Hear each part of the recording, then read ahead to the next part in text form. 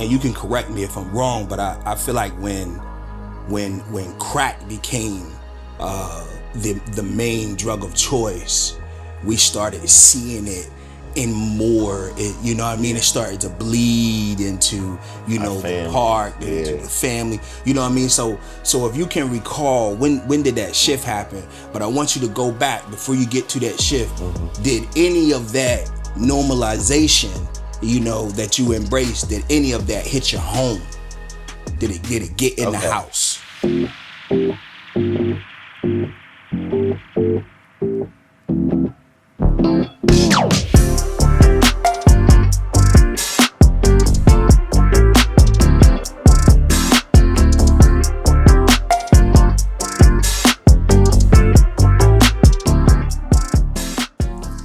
Thanks for tuning in. This is the Uncomfortable Truth Podcast. This is our first session, and today I got with me a childhood friend of mine, Damon. What's going on, man? What's going on, motherfucker? So I want to get into a conversation with you about Seaford and the crack era and what we grew up in, and how you grew up, and we want to discuss some things, what's going on, maybe even bring it up to the present, and possibly what we see in Seaford's future. So with that being said, Dame, when did we first meet? Well, I can recall, us really meeting at, the little house parties that they used to have out Seaford Meadows. Yeah. Yeah. But I'm pretty sure you got a different story where we first met to compare to when we started actually hanging out. Yeah. Yeah, absolutely. Right. Yeah, absolutely. So, I know we had this discussion earlier, but I met you when you were with Val and Tara. We were heading to free lunch. Mm-hmm. We were going to free lunch out at the park where they, the baseball diamonds. Yes. Remember they used to give out the free lunch out there, and you had a slingshot, and you wouldn't let me use that slingshot. And I said, well, this big old head boy will let me use that slingshot. It's all good though. You know what I mean? And but here we are now. Yeah, like this is what? Jeez. Wow. 30 plus years later. 30 plus years later. Mm-hmm. So listen, you grew up right in the heart of what we were calling in those days in Seaford, Delaware, what we were calling Crack Alley, 3rd North. So if you could just give me a brief understanding of what it was like, just kind of growing up in that area. So I think I moved up there with my mom, probably 4th grade. Prior to, I was right down the street next to Miss Louise's house, staying with my grandma, Miss Sis, which, you still could see everything that's going on right up the street. Yeah. But moved in with my mom in the 4th grade. And, being so young, it was like, I'm there. I'm not knowing what's really going on. Yeah. So everything that's happened around me is, how can you say it was normal? You know what I'm saying? Which, as you get older and you reflect on some stuff, you see that none of that stuff was normal. You know what I'm saying? Yeah. But at the end of the day, I embraced it and, because that was home. You know what I'm saying? So it was just anything that I went through or I saw, it was just something I adapted to. It made it part of my life, you know what I mean? Even at a young age, you know what I'm saying? So the stuff that, like, even though I'm in the heart of it, my mom, she was still trying to, in a sense, put blinders on me from me seeing the stuff that it was no way possible that I wasn't going to be able to see it, you know what I'm saying? So it was just more or less me just seeing it, taking it all in, but at the same time trying to ignore it.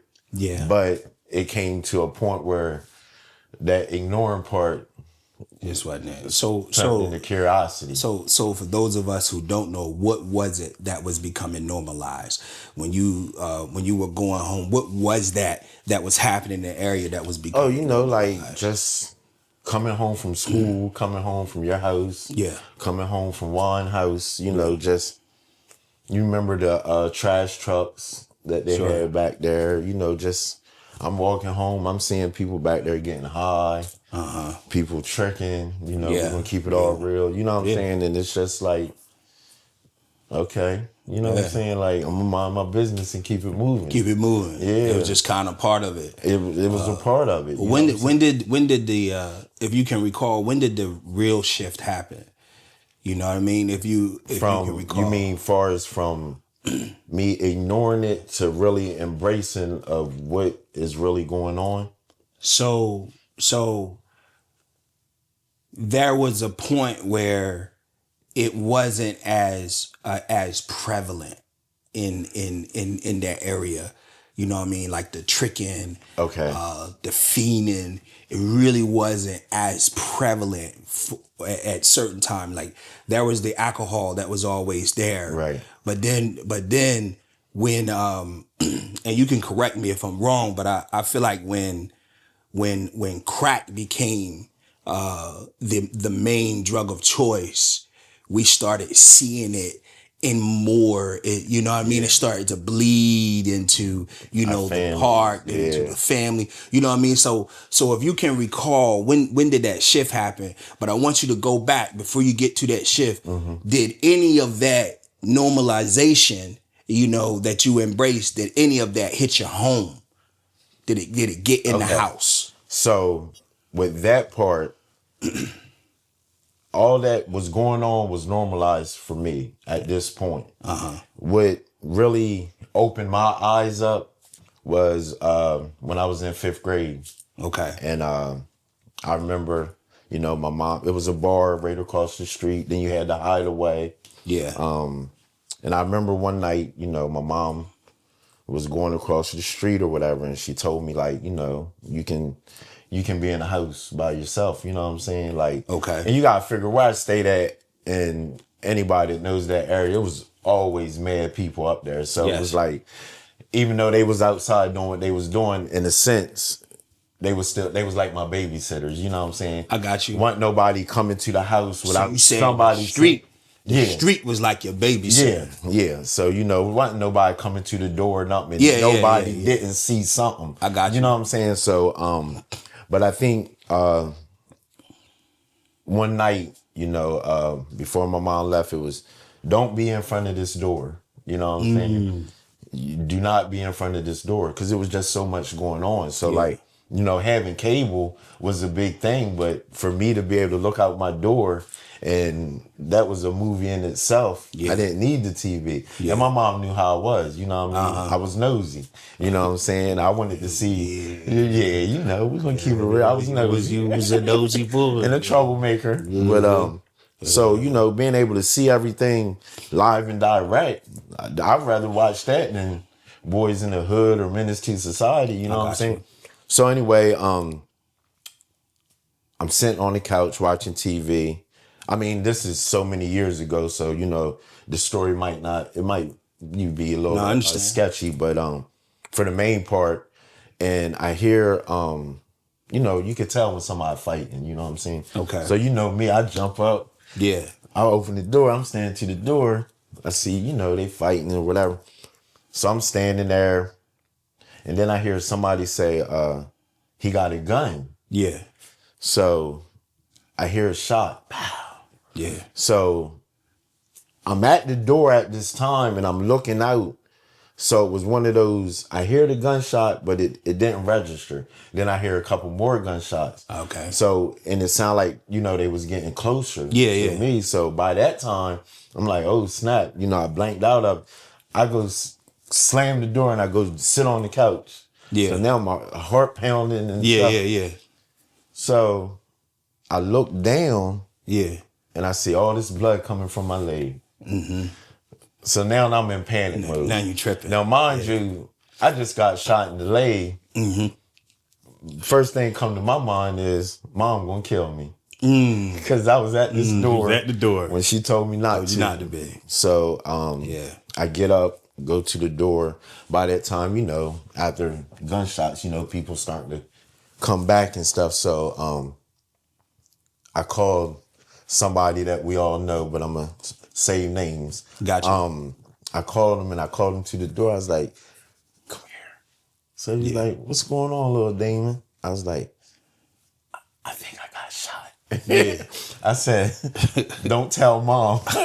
Now, mind you, again, I just got shot. Yeah. The first thing I'm worried about, don't tell Don't mom. tell mom.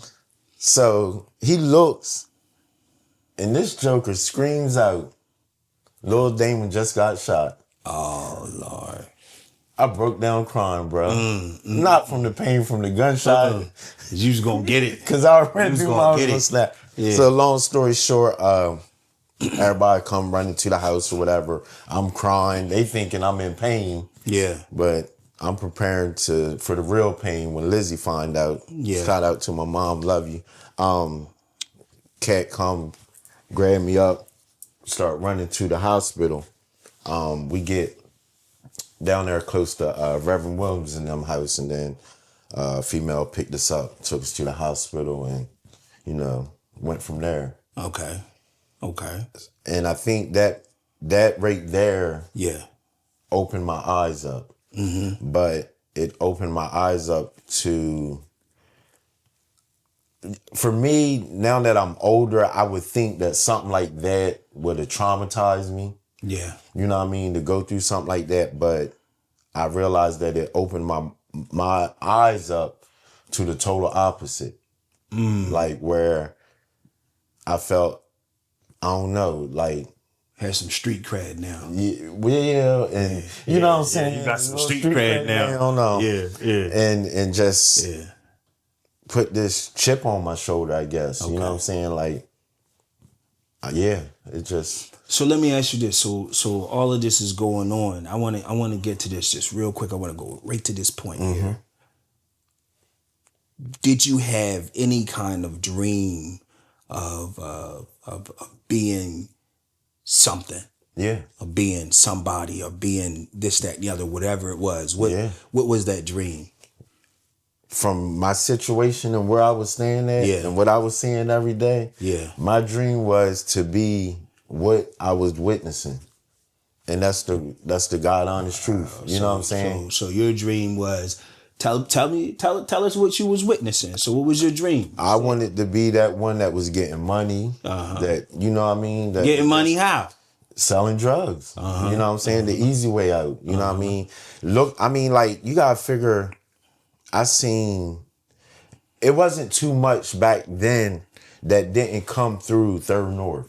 You know what I'm saying? And you got to really understand that you had people, like you said, a small town, Seaford, Delaware. You had people from New York, Virginia, Baltimore, Jersey, you know what I'm saying? Cambridge, Easton, Salisbury, you know what I mean? It was just like you had all these people flocking to Third North. You know what I'm saying? Yeah. So I'm seeing the guys that I know from Seaford, you know what I'm saying, doing what they do. And now I'm seeing them, other cats coming in and, you know what I mean, getting work or whatever so they can take back to wherever they going.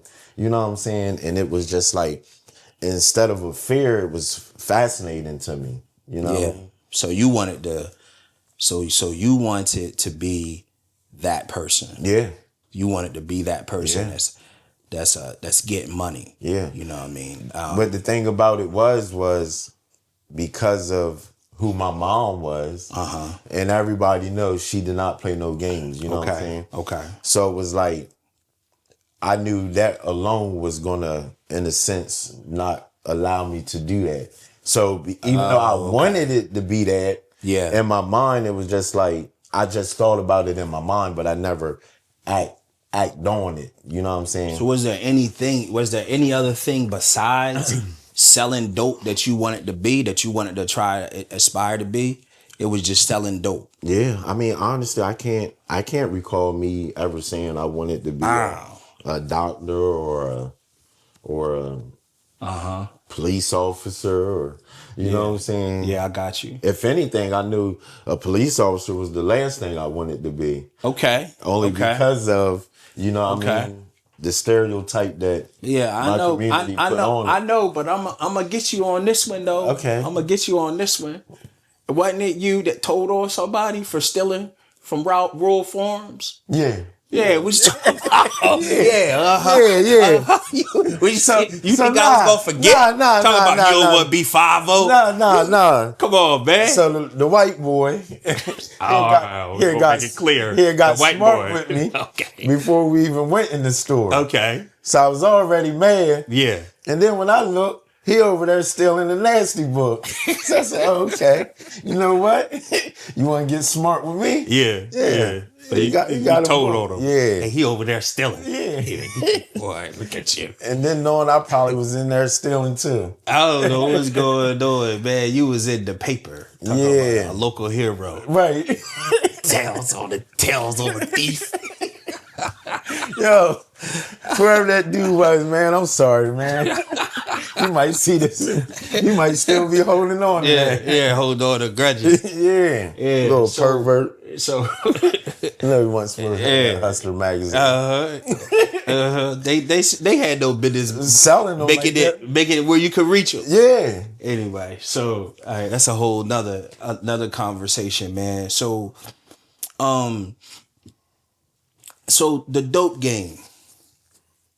What was it though? Because I just find it fascinating. Was Seaford doing anything, for the community then to expose you to something different other than the dope game that you were seeing? Well, I mean, nah.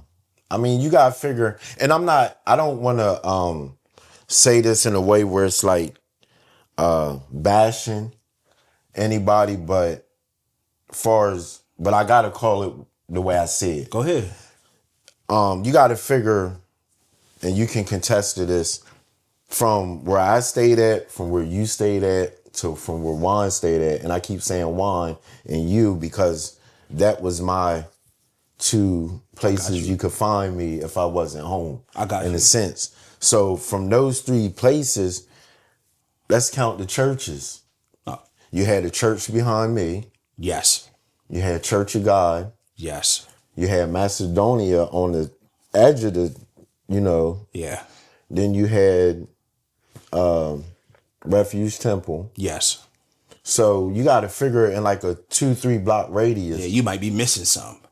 Yeah, I might be. Yeah. I might be. But you got to figure those four for sure was the ones we all know about. Absolutely. You got to figure in a 2-3 block radius, you had four churches. Four or five churches. And they did separate things, Okay. I can't remember which one of them. Remember they used to walk around, give out sandwiches. Yeah, they used to do that. Juices and That's the right. flowers and stuff like that. Yeah. But I can't, in my 46 years of living, I can't never remember, unless they did it the 9 years I was incarcerated. But I can't never remember an event or some type of community day or whatever where all those churches combined and did something together.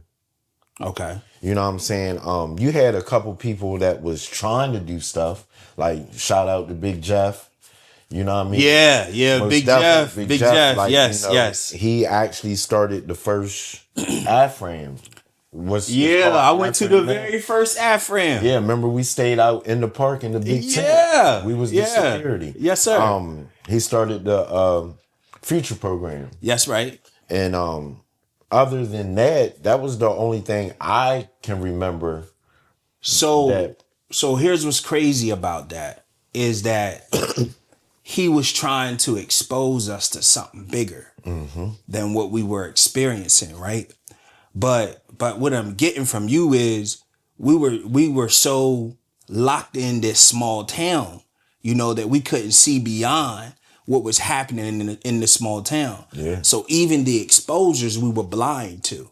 It was just a getaway to have fun. Yeah. It wasn't necessarily making a connection to us.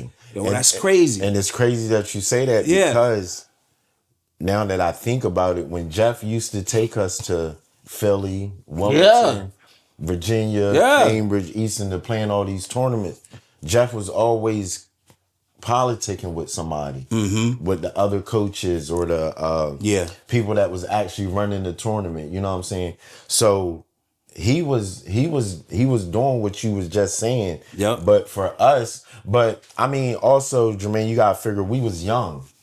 So it's like sometimes like when you have something like that, for us, Yeah. that's all it's for. For us is to have fun and get away. You know what I'm saying? And my mindset wasn't to go and link up or meet other people or see how they're doing in their town or what, you know what I mean? Yeah. It was just, okay, we're gonna go play a couple basketball games. It's and about hopefully- competition. Yeah, bring the trophy home and call it a day. Yeah, it was about competition. And the thing is, man, I don't want to, start picking stuff apart. But the thing is, when you do stuff like that, and your talent is on probation, and your talent, that kind of doesn't help. Right. It doesn't help if you're trying to get me to see something beyond what I've got going on, but at the same time, celebrate the talent. You know what I mean? Simply because of competition. Right. That kind of defeats the purpose, right, of what you got going on. And again, like I say, man, like I'm just, keeping it real from the perspective of, when we were younger, we were coming up, but he tried, he tried, he tried, he actually tried. It was just that we needed a little more aggressive approach to us. For us to get engaged, we probably needed a more aggressive approach because what was happening around us was aggressive. It was. That was aggressive, man. So the dope game explodes. Like, I'm talking. Remember, we was hanging around. I don't want to say any names, but selling dope at like 12, 11, and 12 years old. 13, yeah. Come on. And that's why I was saying earlier, like, you got to figure 13 years old, we smoking weed, you know what I mean? Little stuff like that. And like, that shouldn't have been normal for us. No, but we had access to it. Easy access. That's the thing. Easy access. Well, I know about some people that was growing it in the yard, what I mean? So yeah. And I mean, truth be told, I had access to everything. Yeah. You know what I'm saying? From alcohol to whatever. You know what I mean? I had access to it. So it was like, it made it that much easier. So because it was that easier, it was easier to adapt to it. You know what I'm saying? And try to run with it. So the issue is like, and a small town doesn't necessarily have to kill your dreams, but it is a little more difficult, because once your mind and your psyche has been developed to see something a certain way. And then not only that, but you become emotionally attached. Yeah. Remember, it was the gambling. Remember that? The dice, yo. The dice game. Yo, we always had to have some dice money. So and then the cats that were selling dope weren't much older than we were. They weren't much older. So it was like the streets embraced us. There were maybe one or two. I don't know if you experienced this, but there was maybe one or two was selling dope. When they saw you, they was like, "Yo, keep moving." Oh yeah. You know what I mean? Like it was always for me. one or two. I think for the most part, most of them up there at the time, and I mean, I could name all of them. Yeah. Like when it came to me, pretty much all of them had that for me. Okay. You know what I mean? But a lot of it was also fear from my mom. Your mom. I got you know what I'm saying? Yeah. It was one of those, just roll down. I'm gonna ask you something super personal. You know what I mean? Like we can do it with it what we want. Did your mom sell dope? Yeah. Yeah. Everybody know that. Okay. You know what I'm saying? Okay. She thank God, she's where she's at now. Yeah. But yeah, big dope. You know what I'm saying? I got you. Yeah. I always stayed away from that because you was my dog, man. So I always kind of stayed away from that. But the only thing it hit us like like when the bus happened. Yeah. You know, and your mom's name was in the paper, and they was getting that confused with my mom. Right. Because, you know, they got the same name. Yeah. They got the same name. I was like, nah. Right. No. Right. You know, but shout out to Miss Liz though, man. Shout out to Miss Liz. Miss Liz, we love you. You know, especially that lemonade. Listen, we appreciate that lemonade, Miss Liz. Yeah, she kept that lemonade. So that's crazy because you had so many people that was kind of in your situation where to make a living, they felt like, okay, we got to do this, you know, to provide and make a living. And at the same time, how do I keep this away from my son? How do I keep this away from my children? Like, that's a delicate balance, man. Yeah, it is. And so with that, it's like I never really talked about it to my mom, you know what I'm saying? Okay. But it was just like, even though I was reaping the benefits from it, I hated it. You know what I'm saying? I did not like it. I didn't like it for her. I didn't like it for me. But only because of, you know, as time goes on, now I'm realizing how serious it is and how serious it can be. So it was like, you know, 6th, 7th, 8th grade, you know, to be sleep and just kind of like really not able to sleep sometimes at night because I'm just waiting for that door to get kicked in. You know what I'm saying? Okay. And it may be the police, or it might, you know, maybe, you know, somebody come rob or whatever. You know what I'm saying? So it was just like, I never said it, you know, again, because I adapted to it and because it was normal, you know, I just kept it to myself. Yes, sir. But, and plus, you know, everybody know I was reaping the benefits from it. You know, I got you. 7th, 8th grade, I'm coming to school with the car canal. Oh, you had it. Heli pen. He's like, look at Dave. Yeah, you he know, had it. So it was just like, but I didn't like it. You know what I'm saying? Interesting. I didn't like it. You didn't like what? What didn't you like though? The fact that the situation could get taken away at any given moment. Okay, so that part you didn't like. You didn't like the anticipation of the possibilities. Yeah. Of it being taken away, rather it's somebody busting the house or major drug bust or whatever it is. However, you were still fascinated with the lifestyle. Yeah. That's one of those contradictions. Yeah, oh man, that's just like it's wild, bro. And not meaning to cut you off. Go ahead. It's so with that, you can see how contradicting yourself can get you in a bad situation. You know what I'm saying? And it wasn't just me that was, you know, it was a lot of people out there that, you know, wanted better or wanted to do something different, but because of what was around them, they just stayed in that. You know what I'm saying? So, you know, you had a lot of our family members and stuff started using drugs. Yeah, you know what I'm saying? It was a scary time, man.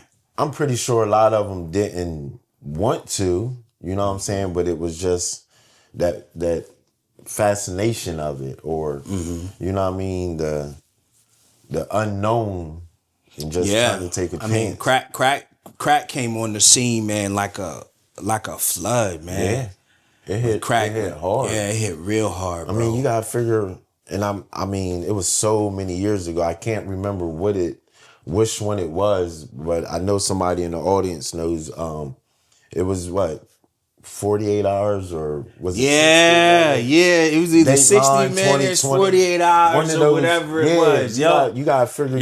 Did a whole segment of you got this Seaford international show. Because you know, whatever show it was, they was not only in the United States, they doing stories in foreign countries and stuff. Absolutely. And they did an episode on Little Old Seaford. Little Old Seaford, and not Delaware. even the whole Seaford. Nope. Like you were saying earlier, Delaware. Crack Alley. Yep. Where two streets met. Yep. On the corner. Yep. Two and streets that was met. it. Yep. Yeah. So that was I remember that, by the way. And at that time Seaford was known as the drug capital the drug capital, at least of Delaware. Delaware, yeah. I wouldn't go as far as to say as the Eastern Shore, but at least Delaware. At least Delaware at that time it was. So it was like, so crack came in like a whirlwind, man, and so everybody wanted to sell dope. If they weren't selling dope, crack, then they were users. Yeah. Right. And we ended up having family members. We ended up having our homeboys and their moms. Yeah. Their moms was like that. we were so locked in with trying to get money. I'm saying we, but I never sold crack, Mom. You listen, I never sold crack. Now I sold weed. Yeah. I sold weed, but I never sold crack, right? So I had plenty of opportunity to do that. But something was like, nah, I better not do that, right? Something was always slowing me down, man. But there's the other contradiction, right? Like, you selling dope, getting money, and your mom smoking. Your mom smoking. Yeah. Your Not mom. my mom, but No, I know. I'm saying it's. yeah, I'm not saying, because I know Liz. I ain't smoking no crack. Miss Liz, we know you ain't. I know you ain't smoking. Miss Liz, we love you. We love your lemonade. Miss Liz. But that's a contradiction in and of itself, right?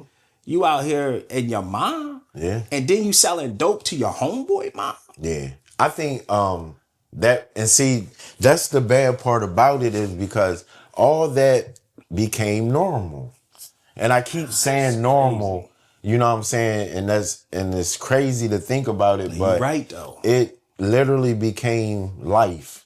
Yeah. You know what I mean? It was like, this was my life. This was normal. Yeah. And it shouldn't have been. You know No, you're right. But for me to be able to sell drugs to my mom's friends that, when I was younger, I'm calling them auntie. Yeah. You know what I'm saying? You know how the black communities go. Yeah, Whoever absolutely. your parents' best friends are, they auntie or uncle. They family already. They family. So for me to be able to sell drugs to them, and then sometimes it would be where now they know I'm selling drugs, and now it's like, you better give me some, or I'm gonna tell your mom. You know what I'm saying? So yeah. Like, no, auntie. Here. I'm trying to make money. Here. You know what I'm saying? Yeah, I got you. It was crazy that, and they kept their word. You know what I mean? As long as I gave it to them. As long as you gave it to them. They weren't going to tell my mom. That's right. And, that right there lets you know how, powerful the drugs was, because, me, if I see one of your kids doing something, I'm telling it. You know what I'm saying? Yeah. But for me to know that, for them to get past that, like, Lizzie's my best friend, or whatever, but you know what I'm saying? Yeah, I know, I got you. I got you 100%. Just, that in itself was that's wild. Crazy. Man. That's wild, man. That is wild, bro. So there was nothing. So hold on. We had JC Poole. Yeah. We had that Billards. We had 2 bowling alleys, 2 bowling lanes. So I'm not going to paint Seaford like there wasn't anything to do. Right?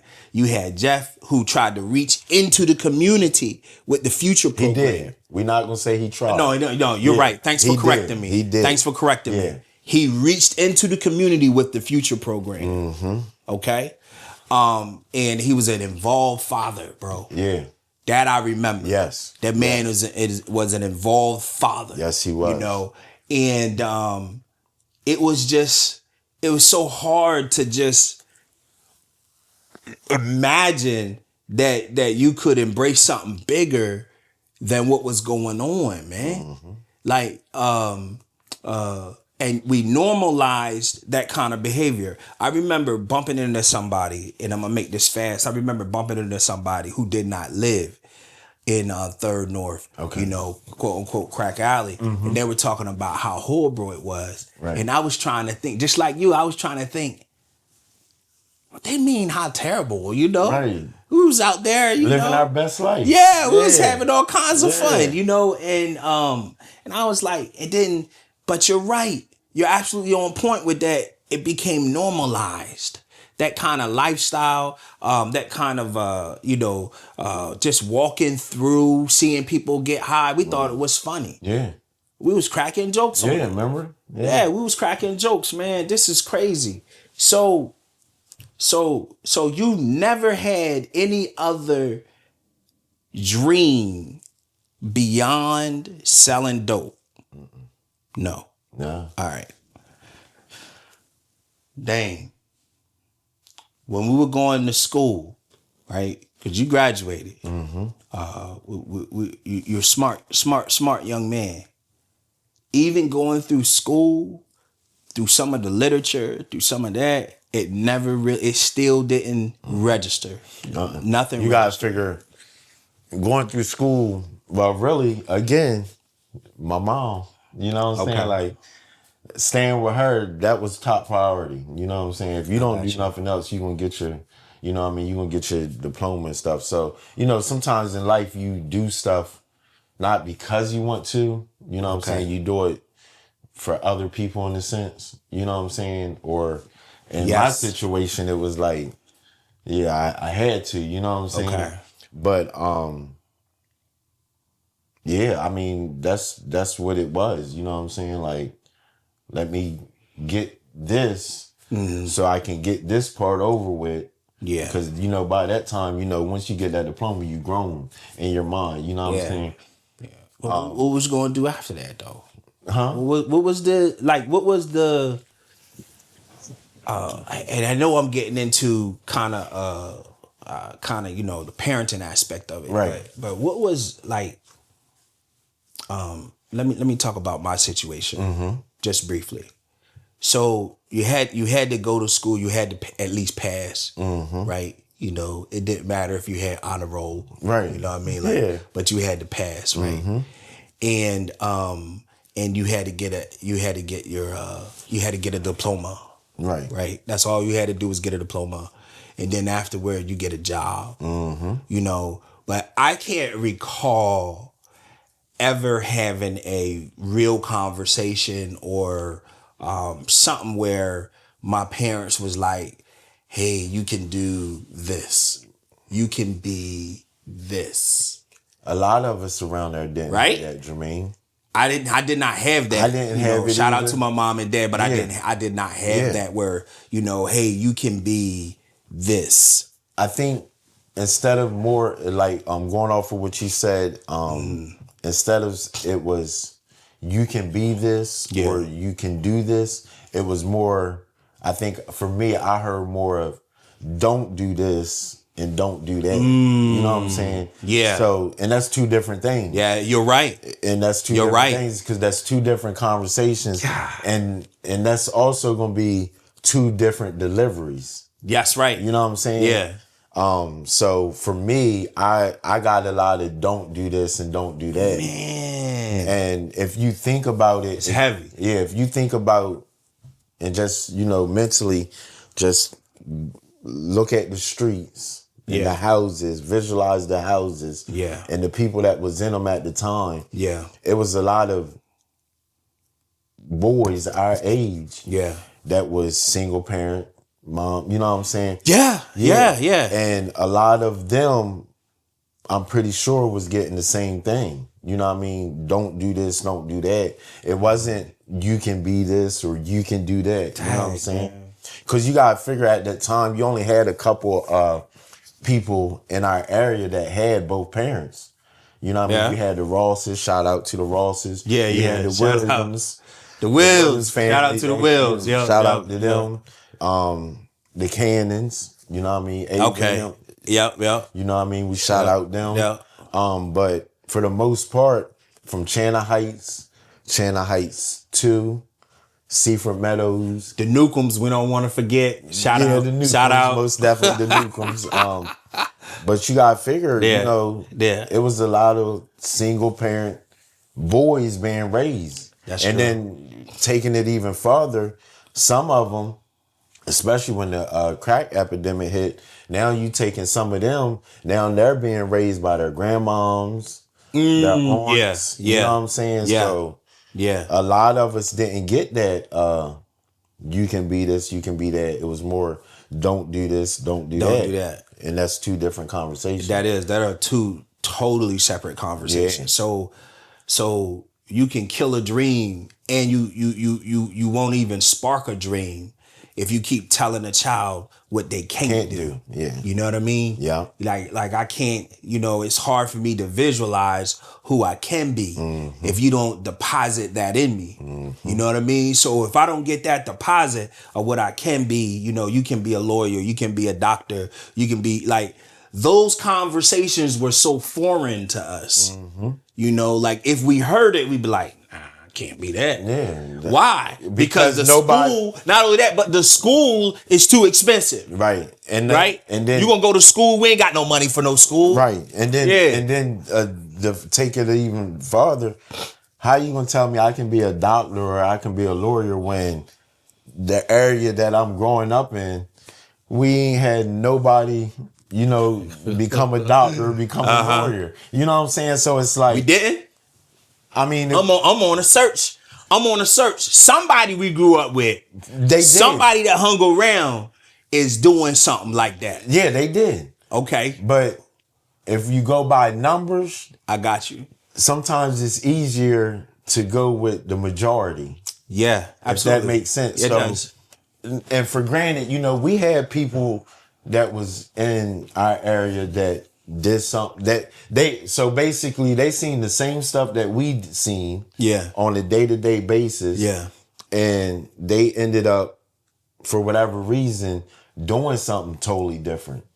And I got one person go ahead. Right off the top of my head, I want to give a shout out to Kevin Jefferson.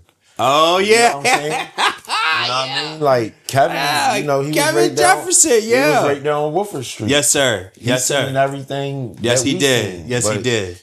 Shout out to Kevin. He had a 2-parent home. I can't remember. I can't remember either. I'm not sure. But he had an older brother that looked out for him too. Yeah, you know what I'm saying? So, not saying that. Rest in peace. Yeah. His older brother, man. Yeah, Was that me? Yeah. Not saying that we didn't have a few people that, made it out in a sense. But if we do numbers, the majority, you know what I'm saying, for me, I think I was more or less, a follower. You know what I'm saying? So okay. Negativity, because it was easy for me to follow negativity. Yeah. More because I was like, I know when we was growing up, I know we had, at some point, we had like crazy conversations like about what we wanted to do when we got older or be. You know what I mean? I know that for certain. Brian Johnson. Shout out to Brian. Shout out to Brian, man. Brian used to talk about stocks and bonds, man. When we were younger, man, he used to always talk about that or try to expose us to a conversation. That was a little more than what we was we would normally have. And you gotta figure with that, Brian. And now that you said, I do remember him doing that, and I wasn't trying to hear that. Wasn't nobody trying to hear that crap. Go somewhere with that nonsense. You know what I mean? But it's crazy that you say that, and a shout out to all our parents. Absolutely.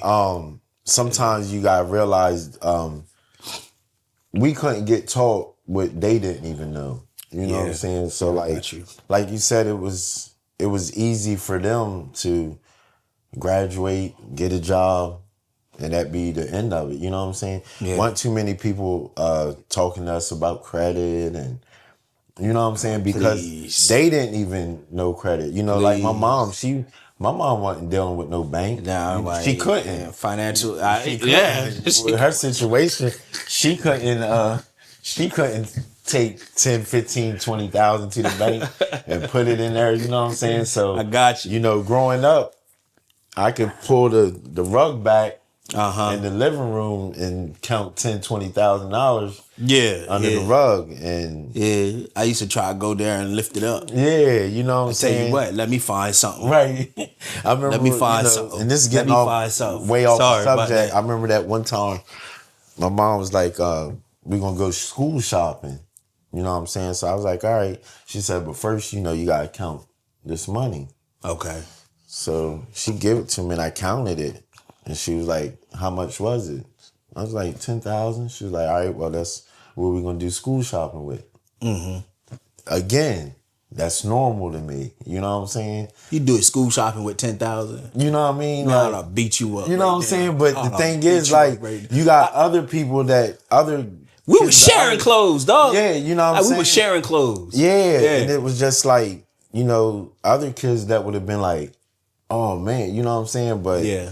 to me, that was just like, all right, let me see how much of it I can spend. And you found a way to spend 10,000 on clothes? Well, nah, Come on now. I didn't, but the fact that it was there for me there for it. if I wanted, you know what I'm saying? Yeah. So Real stuff talk. like Check that. this out. Real talk. I used to want to go shopping with you because I was like I was hoping Miss Liz was going to slide me Right. a couple $100. Right, so maybe it's so crazy. get me something. It's crazy that you say that. I remember I used to hang out with the twins from Mount Meadows. Yep. Everybody know who the twins are. If you don't, then If you know, you know. no, yeah. And I remember one time I was staying with them, and mom had called and said, you know, you need to get home because we gotta go school shopping. Yeah. So I was like, all right. So she basically told her mom, like, they can come, you know what I'm saying, and whatever they see or whatever, you know what I mean, I'll get it for them. Yeah.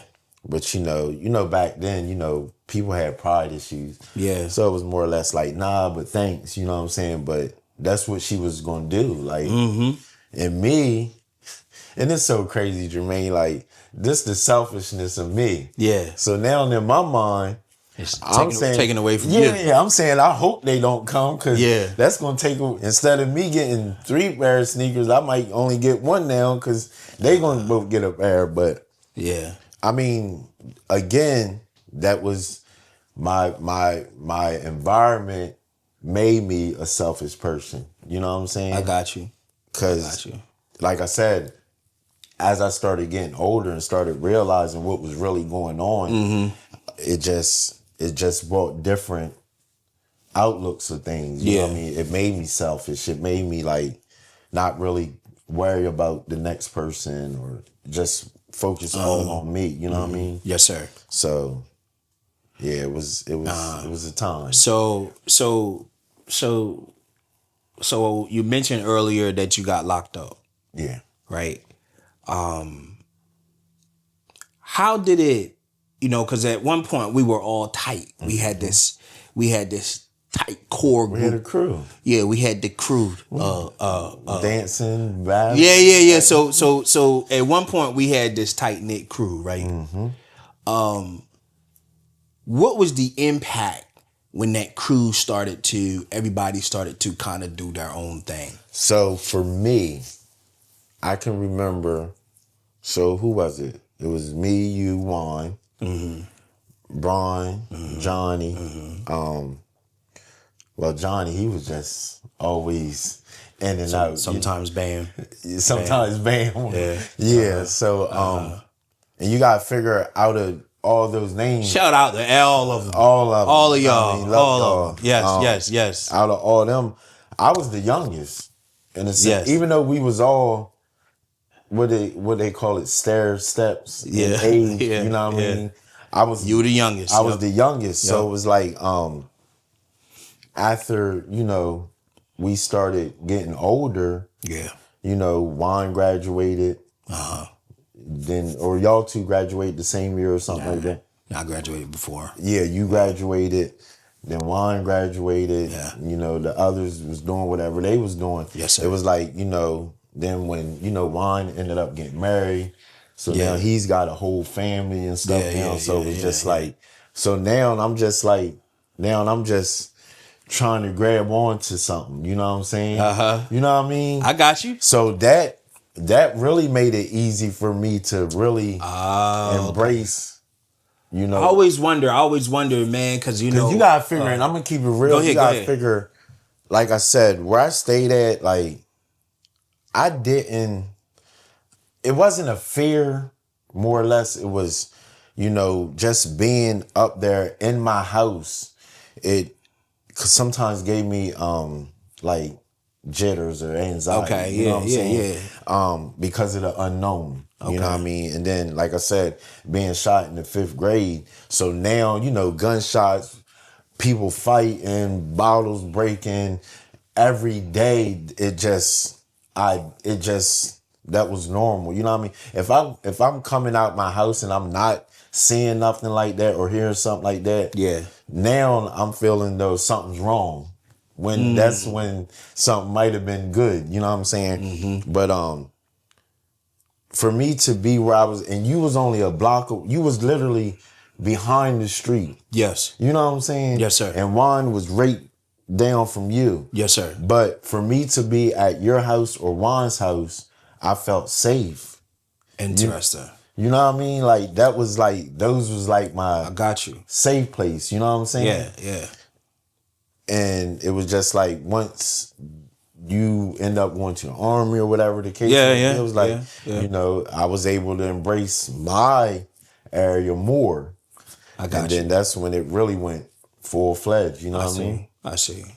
So it kind of it became more dominant because you didn't have, I guess, That safe place. that safe place. And Yeah. I guess the way you're saying it was a distraction from Yeah. Oh, getting yeah, involved with most definitely. all of the Like other stuff. being able to come to your house, stay over Yeah. at your house on Yeah, weekends, yeah. automatically gotta Make go sure you go to church. Sunday. Make sure you go to church Sunday. Make sure you go to church. Yeah, you know what I mean? Or We just go to church. We going to church, man. We still didn't get like what we could. from church. You know, you could accomplish something more than what the small town was offering. You know, and I'm just saying we're just speaking from our perspective, right? Right. Because I'm gonna find somebody. I'm gonna find somebody who lived right that around area. there It's and who just kind of exploded with their life and turned it into fuel. Yeah. Right. To be who they are today. It's weird because we're dynamic where we were made to go to church. We had some community leaders, but the respect for the community leaders, you know what I mean, was kind of the stories, you know, without getting into names. without getting into names, you know, there's a lot of stories with the community leaders, and it was just kind of it wasn't even respectful, you know. That's why I say that it was always easy to grasp onto the negativity. You know what I mean? So like even what you was just saying with the community leaders, you know what I mean? We had a couple, and I know you probably thinking about one in particular. A couple, Yeah, thinking of. but one in particular, like, you know, once people that didn't like that person starting putting their input on that person and putting this out about them or whatever, it was easy for other people to just go with that. Not even verify. Not verifying it, not asking that person or nothing, just like, oh yeah. Well, yeah. That's that small town syndrome though. Small town. You know what I mean? That's that killer. exactly. Yeah. Small town big dream killer. That's that small town stuff, man. Didn't even have to verify it. Didn't even verify. Just saying stuff. I mean, it would be outlandish stuff too. It'd be crazy stuff. No verification, but it had to be true. It automatically was the truth. Right? It was automatically the truth. Yeah. You know, and it's like I never really had an opportunity to have a real heart to heart with any of those leaders who've been blamed for a lot of the stuff. You know. Well, Go ahead. back up. We did. All right. Remember me, you, and one person had breakfast. Oh, got you. And I got you. He was able to really open up, you know what I'm saying? Yeah. Like, even to the point where he was telling us like where he seen where he may have went wrong with his kids. You know what? You're right. How it affect, you know, how he transitioned it to his grandkids. Yeah. You know what I'm saying? So Yeah. we did have one that we was able to, I mean, it probably could have got deeper, but just that small Just that conversation Yes, sir. actually opened my eyes up, and I was able to look at that person a different way. Because I mean, for the most part, See, I had a maybe I can not get him on. Maybe I can get him on the podcast. yeah. I know you can. Okay. And All right. once All this right. one over, we both want reach out to him. All But right. even with that, after that small conversation, that helped me get a different vibe from him. I got you. Got you. Because I mean, listening to the older people in the community that was, his age or went to school with him or whatever, Yeah. just listening to them, Yeah. that made me like, oh, Yeah. Yeah. We're not saying names because yeah, if you Most know, you definitely. know. You know. Because this is Yeah. this Seaford talk, So if you know, you know. But Yeah. one of the things, man, it can become a big dream killer, meaning in a small town, when you kind of have to have that person that's willing to spark the brain that's going to create some kind of change. You know what I mean? You gotta have whatever that is. Like we had places to go, and we were in a small town. We had to deal with some racism too. Yeah. Let's most be definitely. clear. Let's be clear. Oh yeah. Let's be clear. You remember going over that bridge, as we called it? Hey, let's be clear. That was from to us. That was like day and night. Yeah, it was. Let's be clear. The West Seaford. That's West Seaford. Going across the bridge, we entered into West Seaford. Like we had to deal with some racism too, Dame. That's crazy. Cause we not going back far. Yeah. My wife said something. It went long enough for me. Right. It went long enough back. It went back too far enough for me. Right. Like I know for certain that and I know this may seem like it's off topic, but it's part of that whole small town stuff. The cops, that unit was racist, bro. You say what you want. Oh yeah. That unit was racist, man. And so I don't want to get into a segment where we talk about what's going on in the city now. But you see the city now, right? Yeah. As opposed to where it was. Like, would you say it's in a better place? Would you say it's in a better place than when it was known as Crack Alley? Now they shut down the whole Crack Alley thing is shut down. Yeah. But is Seaford the town in a better place? No. See, that's wild. I would say no. It's probably about the same. It's just a different drug. You know what I'm saying? Okay. So with that being said, a different drug it has a different effect. Yes, sir. Than what sir. we grew up seeing people doing and stuff. Yeah. But it's no better. When did you see? Like, you're right. I'm not gonna say it's no worse, but then again, I might. So let's measure. Let's think about it just real quick. Let's do this little. We're gonna do this. I would say it probably is worse only because like people are actually dying. You know what I'm saying? Off of this. Yes. This and the impact. Yeah.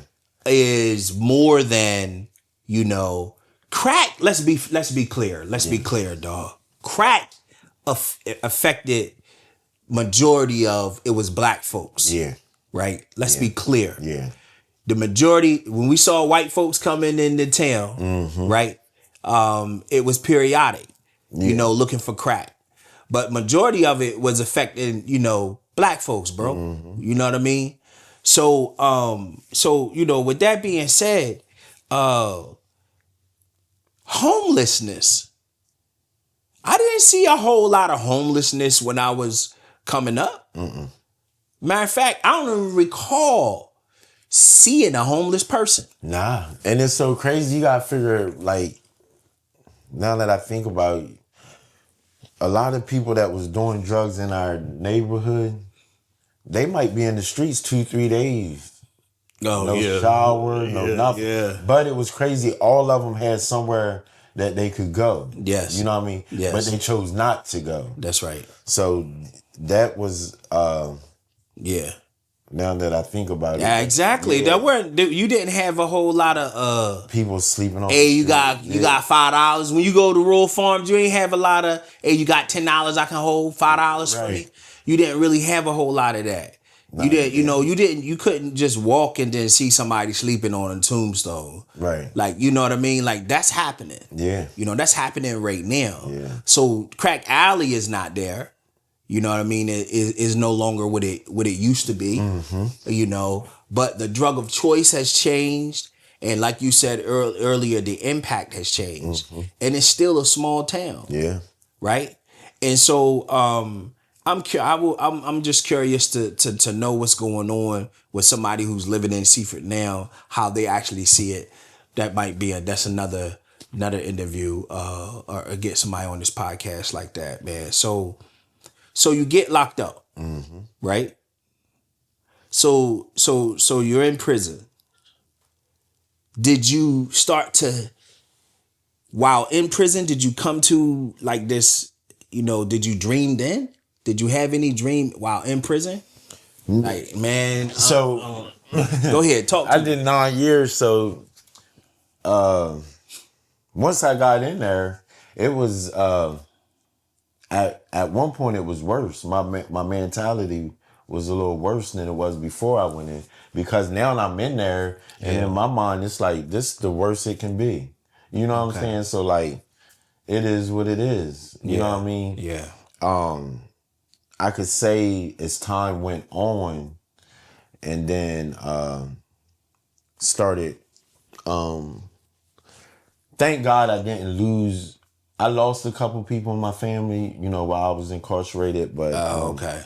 I mean it hurt, but it wasn't, like an immediate family. You know what I'm saying? I got you. I think as time started going on and I started talking to more people and hearing their situation, then it made me realize that my situation wasn't as bad.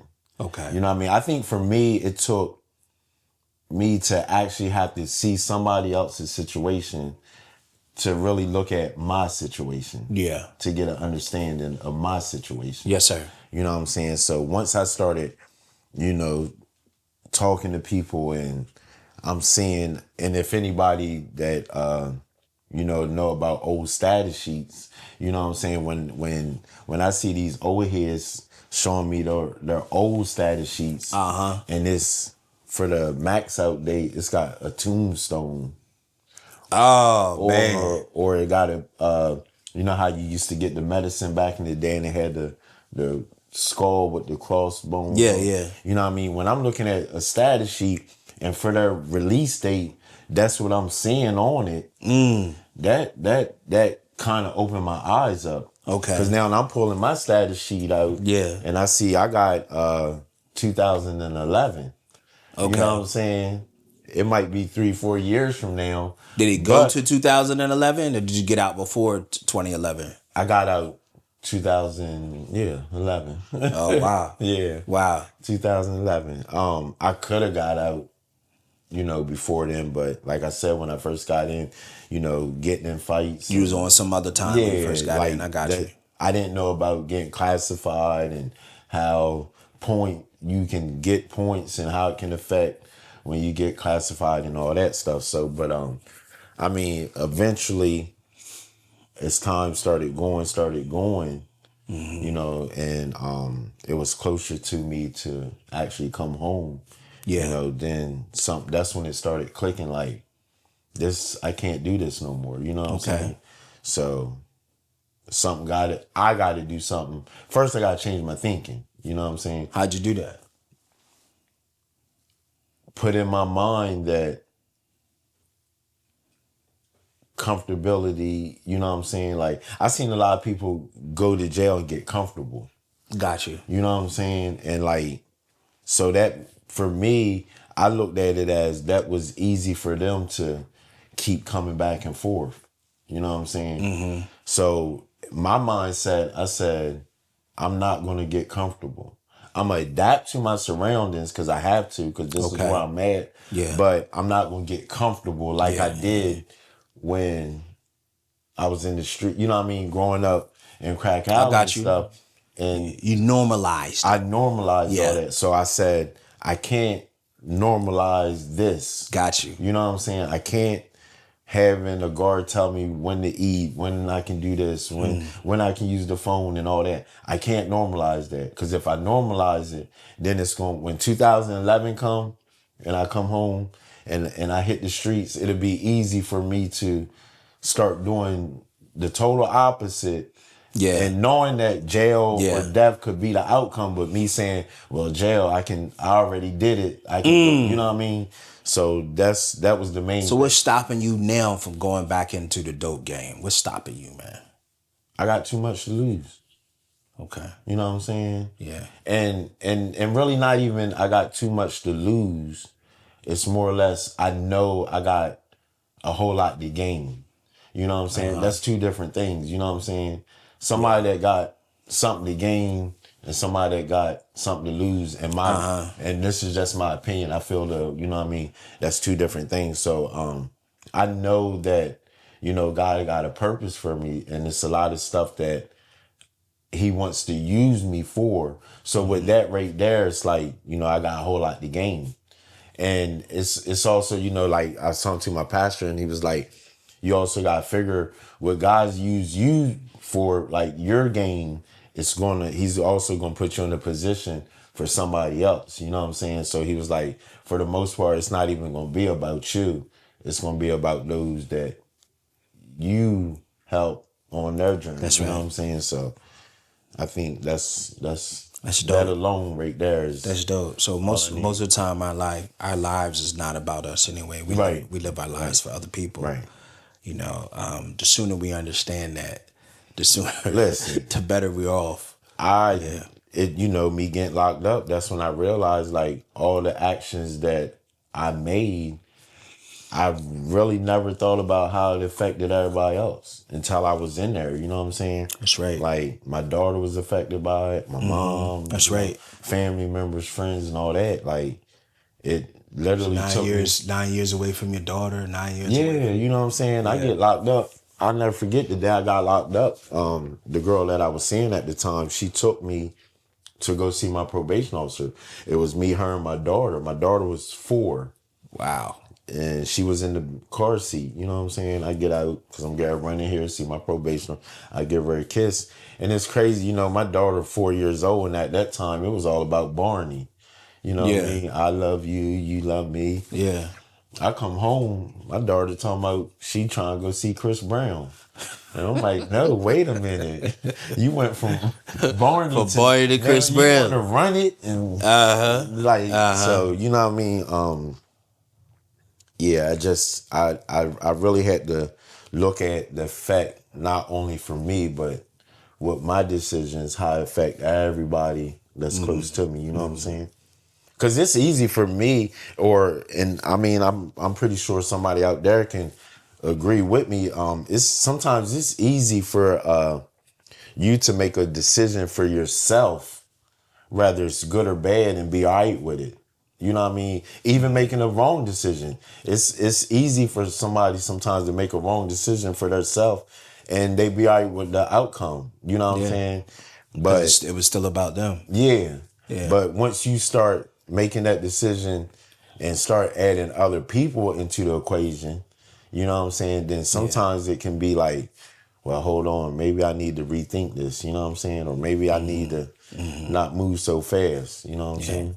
You know, the irony is even your personal decision can indirectly affect people around you. Oh, yeah. People who love you, people who know you. Yeah. So I can make a case that even your selfish decisions, Right. so still going to impact other people. Oh, yeah. Like man, just thinking about this. You mentioned something. You said you know that God has a purpose for you. Mm-hmm. You know, and that's good to hear.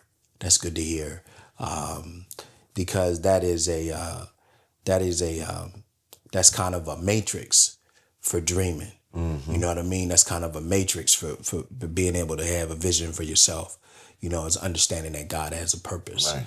Birthed out of that understanding. The Lord can download certain visions and certain things about who He wants you to be, who you can become.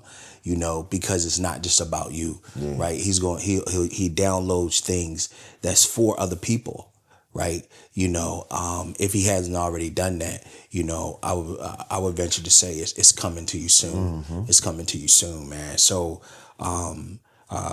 even though we start at a place, the small town, and then we grow up with this, kind of the impact of a small town mentality, and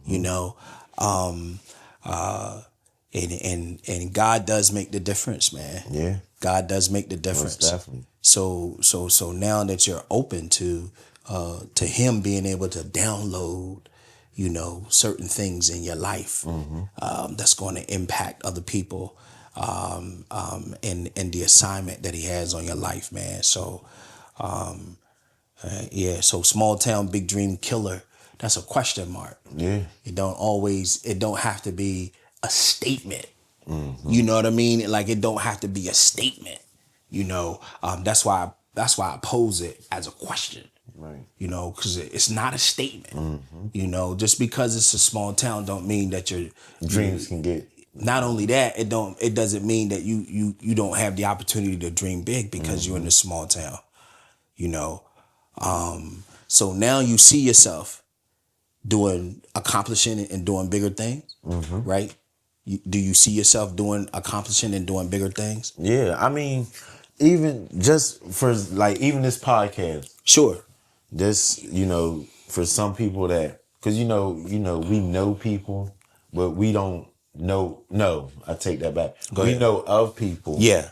But we don't actually know people. Yes, sir. So, and from me being incarcerated, me coming home, doing, the things I've been doing, I done met a lot of people, even from me coming home and starting to keep a job and having a job and meeting, you know what I mean? It's a lot of people that I done met that, when I tell them that, I did 9 years or whatever, it's like, nah, Nah, you ain't do 9 years. You ain't do no 9 years because I don't see that in you. You know what you saying you did or whatever. I don't see that in you now. You know what I'm saying? So it's like, even with this podcast, like this alone is gonna help somebody.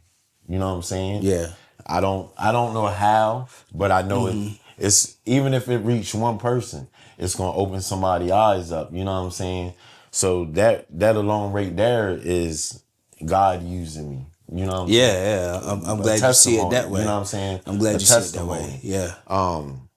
And that's why, like even with the events that I be doing or helping out with, you know what I'm saying? It's like I look at it like, to be honest, I was one of the ones to help, get Seaford the way it is. You know what I'm saying? Yeah. We all played a part in it. So I just want to be able to try to help or give back. Trying to give back, I got you. Yeah. It's not gonna please everybody. You know what I mean? Everybody not gonna be with it or whatever, but that's not what you're trying to do. I'm not even worrying about that. You know what I'm saying? I don't need no accolades or none of that. It's just like I know that this is something that I need to do. You know what I'm saying? Yes, sir. So what is it that you're doing in the city, though? Tell us what you got going on. We do the book bag giveaway every year. Yeah. How has that worked out for you? Beautiful.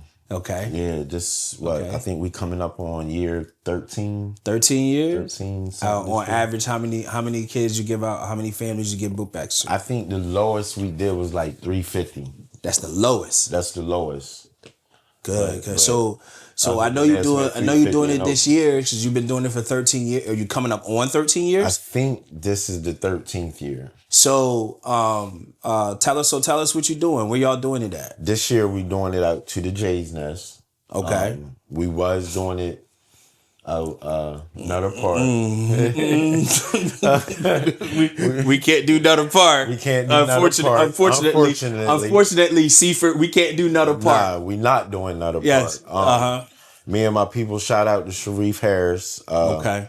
We was always trying to keep it. We could have been moved it, you know what I'm saying? Sure. But we never did because we always wanted.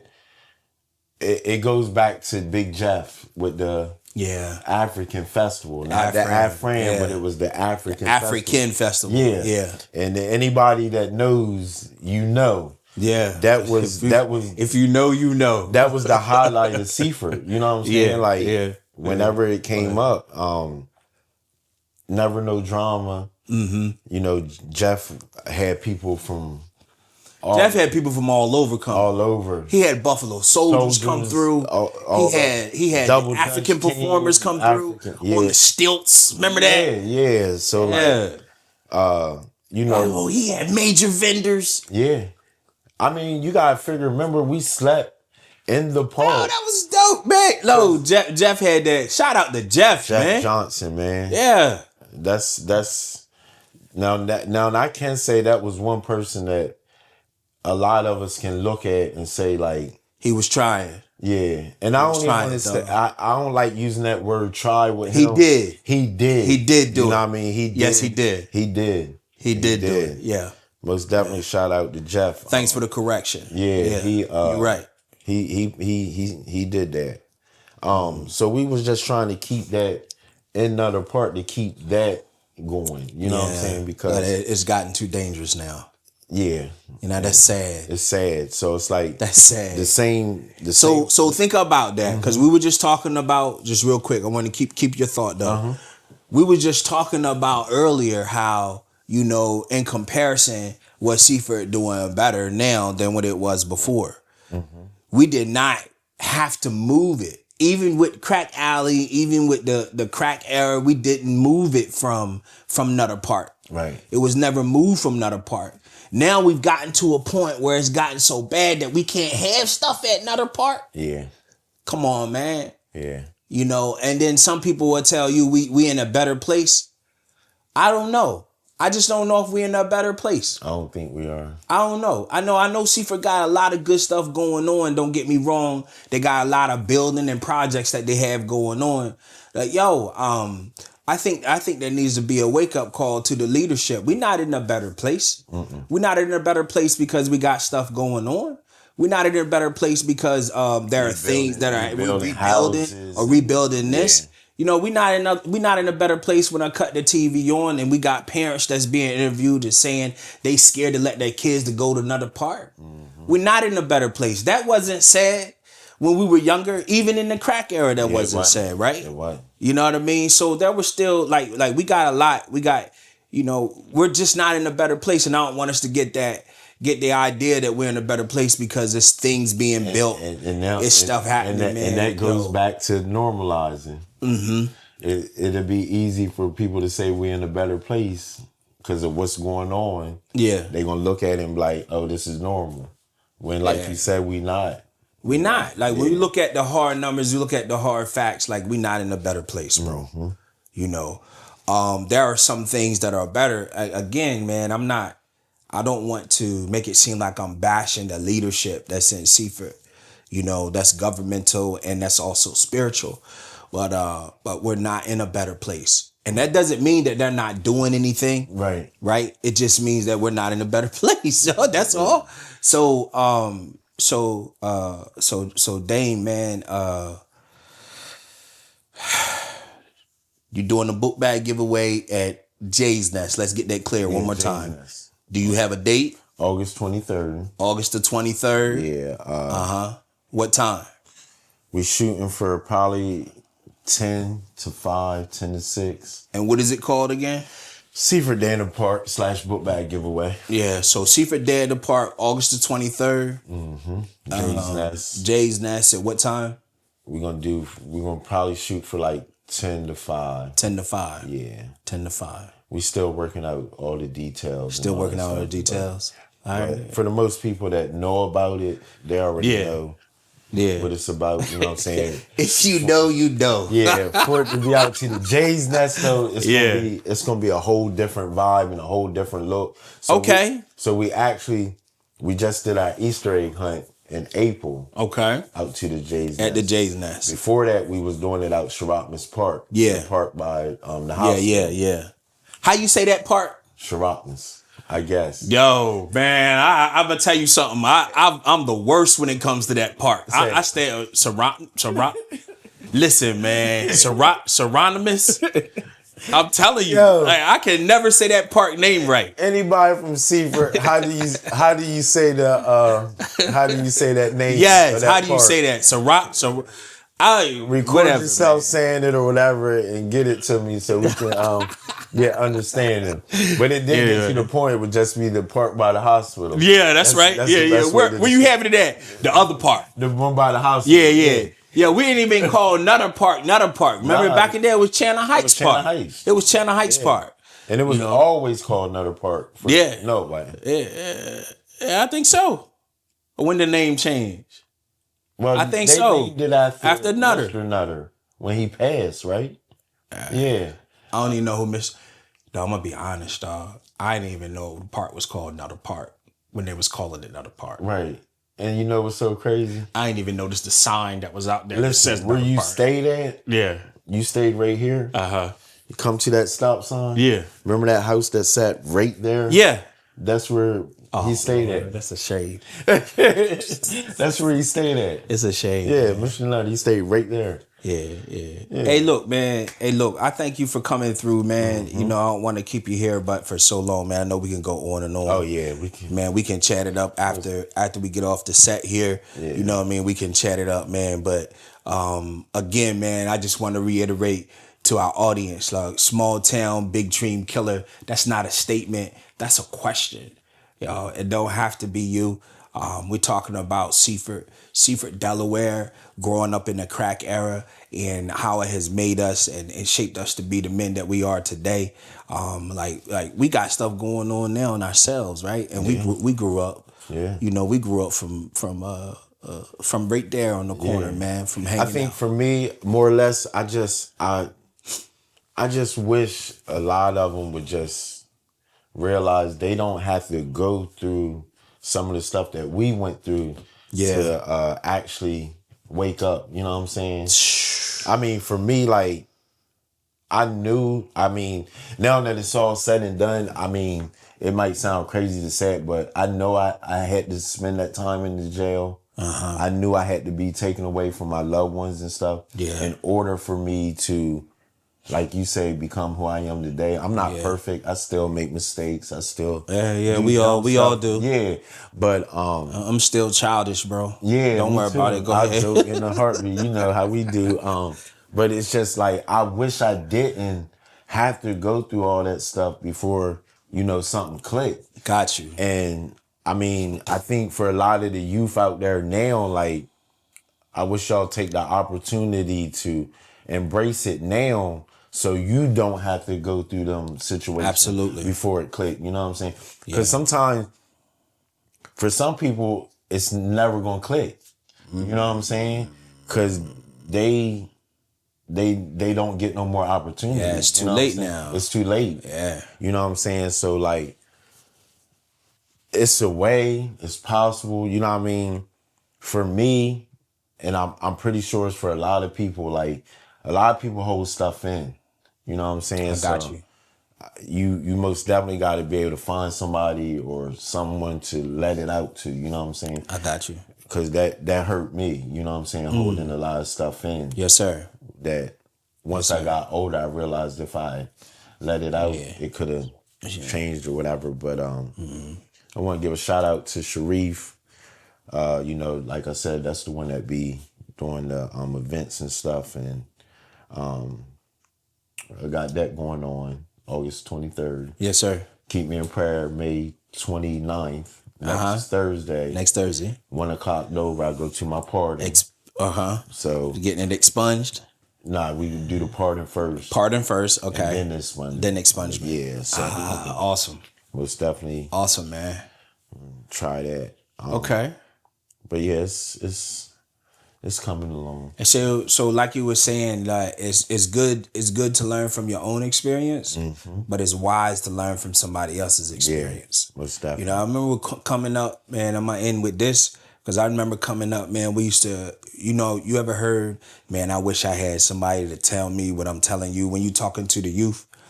That was one of the things that we used to hear. I wish I had somebody telling me, what I'm telling you, when speaking to the youth. The truth of the matter is I had somebody telling me. We all did. I had somebody telling me. We all The problem was I wasn't listening. Yeah. I wasn't listening. So if we're telling you something or we're talking to the youth, we just need you to listen. That's it. That's it. Just listen, right? So that way you don't have to fall victim to the small town big dream killer. Don't have to be a statement for you, right? That's a question, and not, what I mean? Not necessarily a statement, you know what I'm saying? So man, thanks for coming through, bro. I appreciate you, man. No, all right. My man.